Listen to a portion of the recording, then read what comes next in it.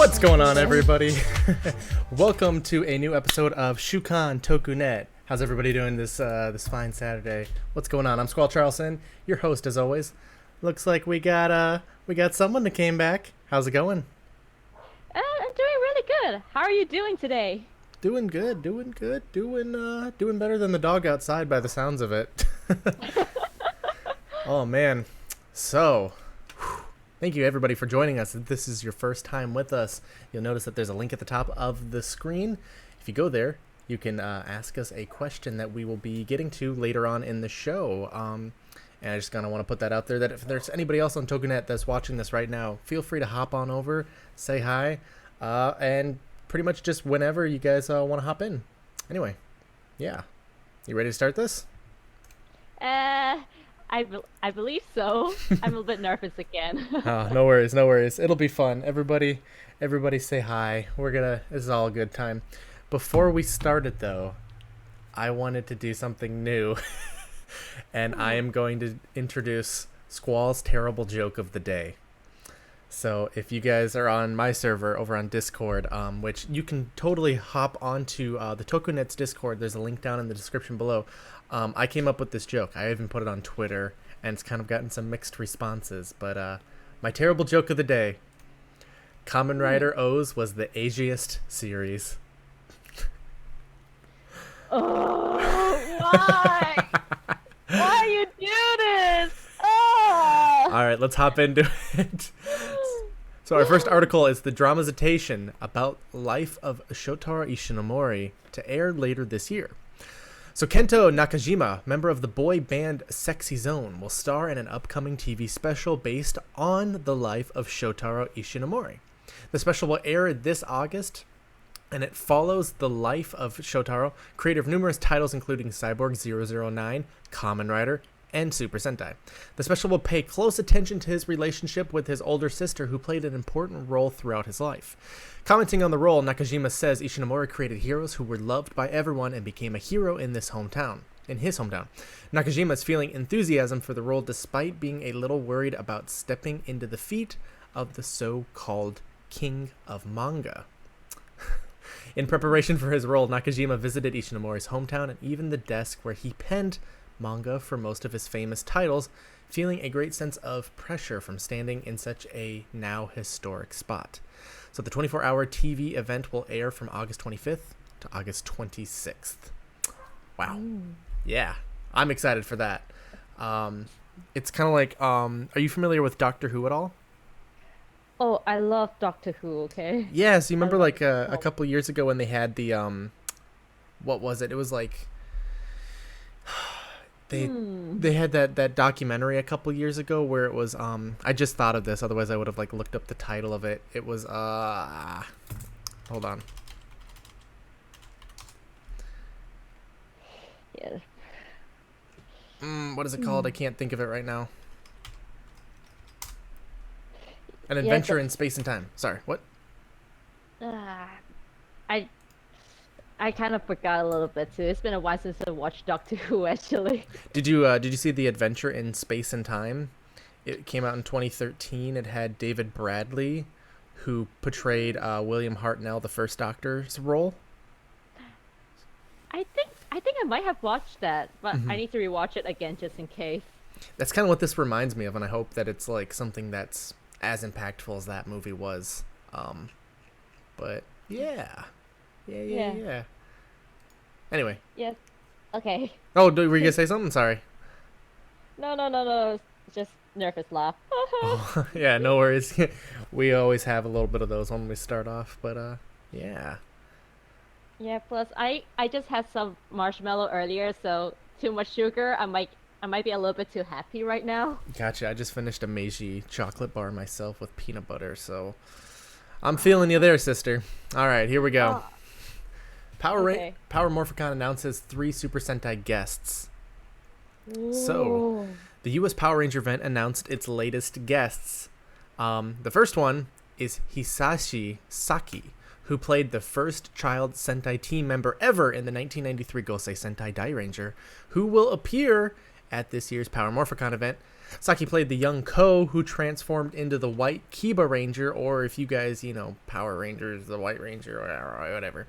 The convention also announced Teruki Ogawa at the event. So Ogawa played Sasuke Ninja Red in the follow-up season from Ninja Sentai Kakuranger, and Hyuga, who was also Bull Black in 1998's Seiju Sentai Gingaman. So both iconic characters, iconic roles. But the third one they also announced was Yasuhiro Takeuchi, who has suit acted for various Super Sentai characters, including Gosei Red, Gokai Green, and, most recently, Lupin Blue. Will be a guest at this year's Power Morphicon. He previously appeared back in 2014's event alongside Yuta Mochiuchi from Judanger. So this event will take place at the Anaheim Convention Center in Los Angeles, Anaheim, California, from August 17th through the 19th next month. So, Squall, it's pronounced Sakai. Sorry. Sakai. But yeah. I'm super excited to meet these guys because through the TokuNet, obviously we're going to do interviews with them. And guess who gets to do those? This guy. Yeah. Oh, congratulations. Oh, please tell me how you feel after you interview them, okay? Sure. Like last year we did Japan World Heroes where I got to meet a lot of really cool guests. I mean, the most notable one was Kamen Rider Double. So that was... What were you going to say? Sorry, I keep cutting you off. I'm sorry. No, it's fine. I'm just fangirling. I'm just jealous of you right now. Because I want to meet him so bad. Like, especially Kamen Rider Double is one of my favorite Kamen Rider that I like. But sadly, I got school to deal with, so it's not the right time. Well, if you do ever come out to one of these conventions, or if there's one closer to where you are, because I think you're on the East Coast. Yes. Yeah, you're kind of like with Nicole over there on the East Coast. They do have some sort of things over there that maybe you'll get to interview them over there. But if you ever come out for the ones out here, it's just me on camera, so I'm like the one that sets everything up, lights it, gets the audio and everything. But then we have somebody from the TokuNet who feeds them the questions, who basically gets to interview them. So if you ever make it out for one of those, you could interview some of the next guests. Yeah, sure. Or maybe I'll try to come down to California to visit one day. Yeah. Definitely, if you can, plan for one of these events. This is gonna be it's gonna be cool. Like next year, if you can plan for next year's Japan World Heroes, we've got some pretty interesting guests that may or may not be showing up there. We can talk about that after. All right, let's move on. We'll see about that. Yeah, let's go. So another event that happened in California was the Anime Expo 2018. So Team TokuNet contributor Josh, who was at Anime Expo 2018 in Los Angeles, California, covered the huge Tokusatsu cosplayer gathering. So if you want to see more of these photos, they're over on the tokusatsunetwork.com. Over there you can see the whole images in the set and other awesome pictures from some of the really awesome Tokusatsu cosplays. Like one of my friends is right there.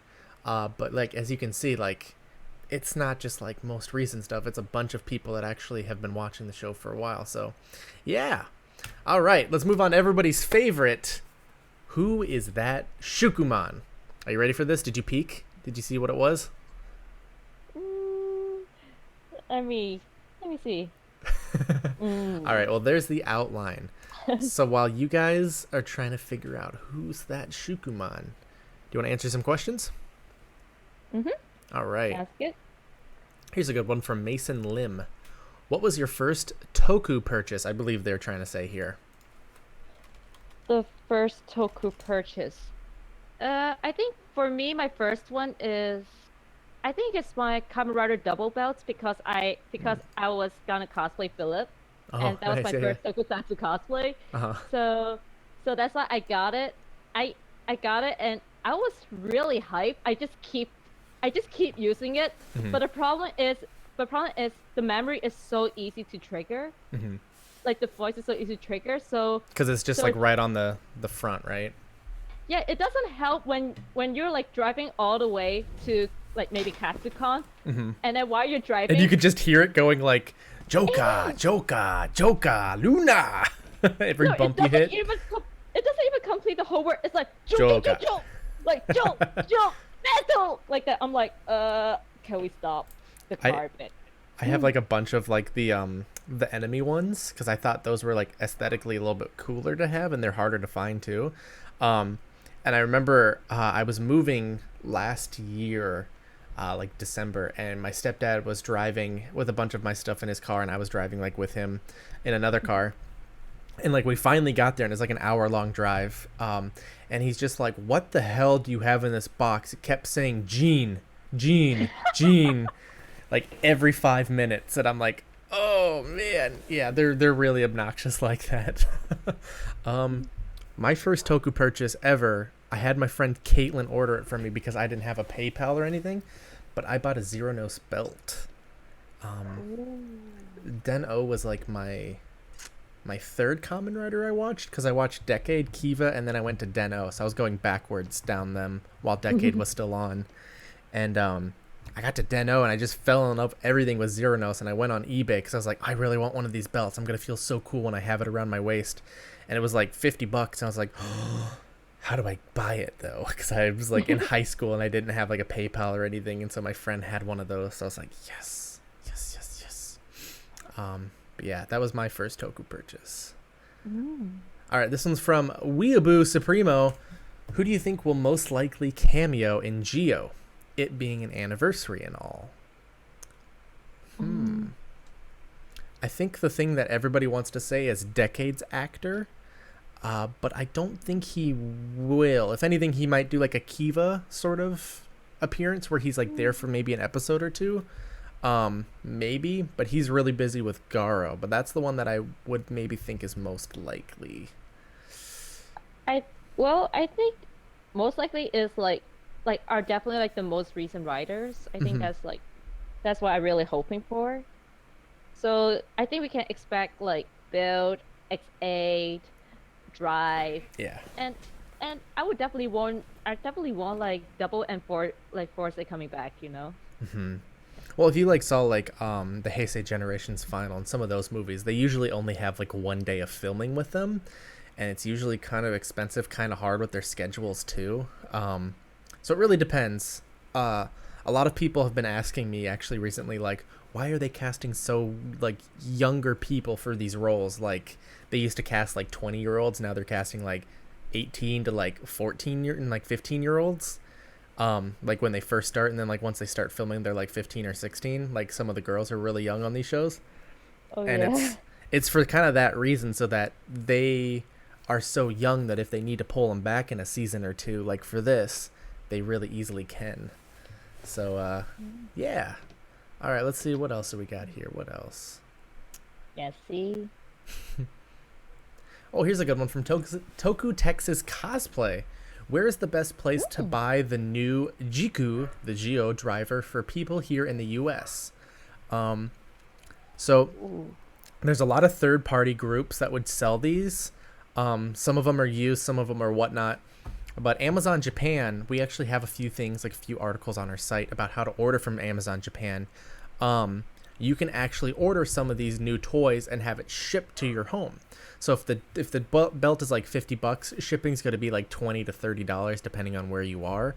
But Amazon Japan, if you have an account on there, actually now sells some of their stuff worldwide. I'm not sure if the belt would fall into this, but most of the new toys do. And if it doesn't, there's always third-party distributors that you can have it shipped to them, and then they will ship it to you.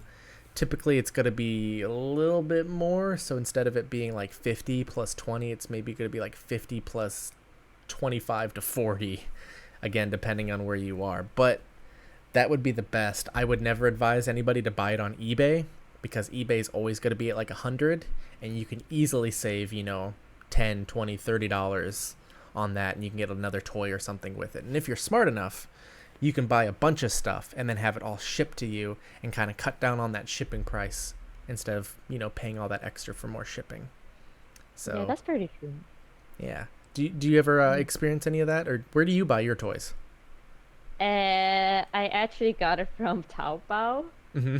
So I think that's the advantage for me knowing how to type, like read and type Chinese. Hmm. So that's why I got to like talk to the sellers, and then talk to the seller and make sure everything is okay, and I can just buy it online there. Hmm. Or if not, I actually got it just from Amazon. Yeah, it's usually pretty easy. Yep, especially when you got Amazon Prime. Hmm. Exactly. Ooh, Mm-hmm. here's a fun one. This one's from Kevin Duayan. Since Space Squad is teaming up Metal Heroes and Sentai, what Metal Hero / Sentai team up would you want to see? I would love to see Go-Go 5, Exedraft, Soulbrain, Winspector. Do you know? Do you watch any Metal Hero? Sadly, no. I'm sorry. No worries. I'm getting into it myself. Like I've only seen Gavan, but I've been like downloading and kind of perusing and trying to like sift through it so that I can hopefully sit down and watch it. But yeah, I would love to see a Metal Hero movie, sort of in the vein of like 199 Hero Getter, where like they have all of Sentai come together or all of Kamen Rider come together. I want to see all of Metal Hero kind of come together. That would be really cool. I don't really even care. It doesn't have to be anything Sentai or Kamen Rider related. I just want to see like all of the Metal Heroes together. I don't know. That'd be pretty cool. And then let's do this last one. This is another one from Mason. I'm trying to watch every Kamen Rider, Sentai, and Ultraman series. I'm currently watching Ultraman Leo, but I can't decide which series to watch next. Kiva, Kabuto, Den-O, Gingaman, or Ultraman X. Have you seen any of these? Well, I definitely did watch Den-O. I tried a little bit of Kifa and Kabuto. Mm-hmm.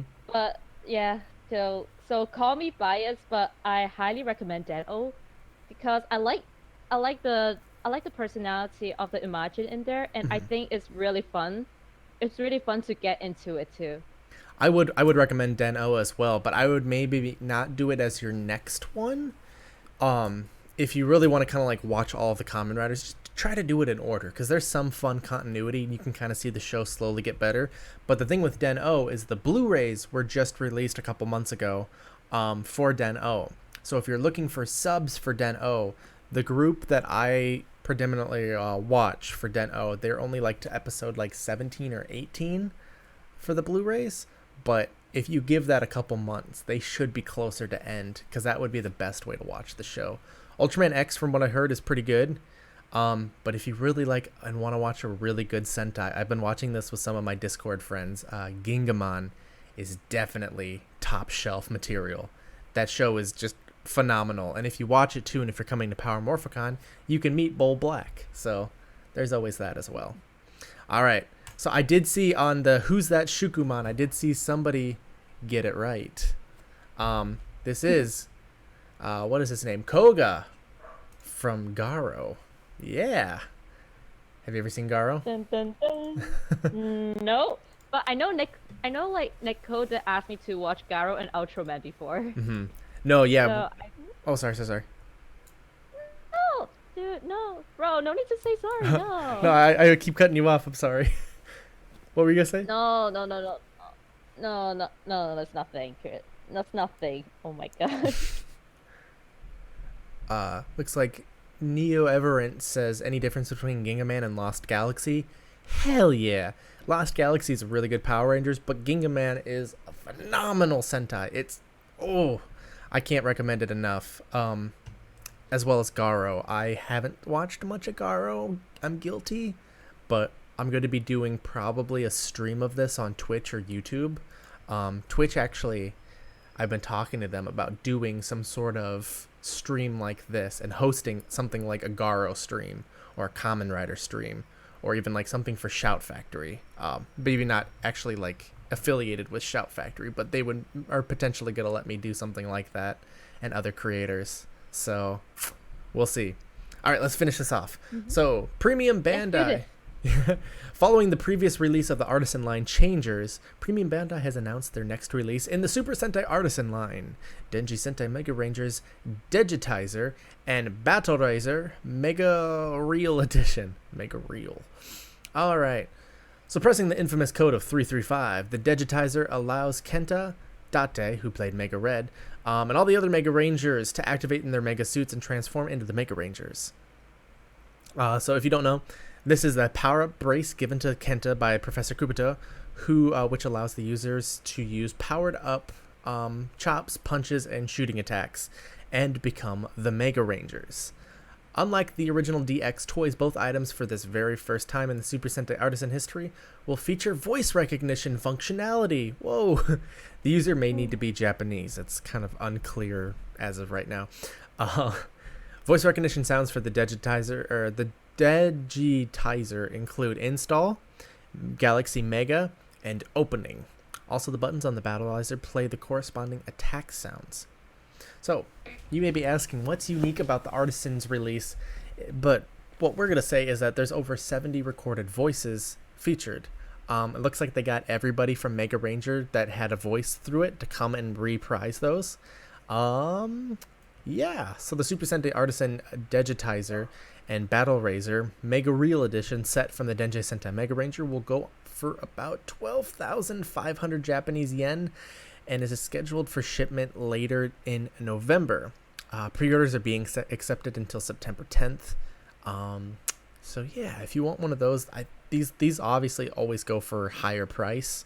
So even if it's like $120 to get it right now, you might want to get one because you could easily turn around and they're going to be worth like $200. Like, these things are crazy detailed and super cool. I'm going to try to pick up one if I can, because I really liked Mega Ranger and I'm really excited for them to kind of continue this on and forward. So yeah. Wind Changer. Yeah, that'd be super cool if they finally got up to Hurricaneer. But yeah. Another item we have for sale is Ultraman RB Blu-ray box was announced. So this box will include a 24-page full-color booklet, as well as a special disc with extras. The extras include a making-of featurette, as well as a family talk commentary for Episode 1 featuring the entire Minato family. The disc will also include creditless versions of both the ending and opening themes, as well as teasers and commercials for the TV series aired the lead up to the premiere. The box itself is a special 3-sided box case. Box number 1 will be released November 22nd and cost about 23,760 yen at release, which is about twice the price of that Artisan release, which is crazy expensive. Yeah, Japan and their like home media is crazy expensive. But anyway, that's our show for the week. That's all of the articles, but we do have a few other things that we can talk about. Like, if you guys are on the Tokusatsu Network, we have the TokuNet podcast. Number 38 recently just came out, where Team TokuNet finally sat down to share their thoughts on last year's space adventure known as Q Ranger. With so many characters and story arcs, the cast takes their time to devolve into the story of the show and share their favorite moments from the series. So, that's available right now over on the tokusatsunetwork.com, as well as on other podcast apps if you are subscribed onto those as well. But thank you as always for watching, and be sure to visit that website, tokusatsunetwork.com, for more information and pictures and everything, photos, videos on these stories and more. But yeah, any last thoughts on some of those articles we visited? I think they're all really good, and I am definitely very excited for them. What was your favorite one from the show? Favorite, like from the Q Ranger? Oh no, from this show. Sorry. Like our news stories. Okay. Yeah, I'm not gonna like jump into Q Ranger. No, that like if we jump into Q Ranger, we got a long talk to do, bro. Very long talk. Yep.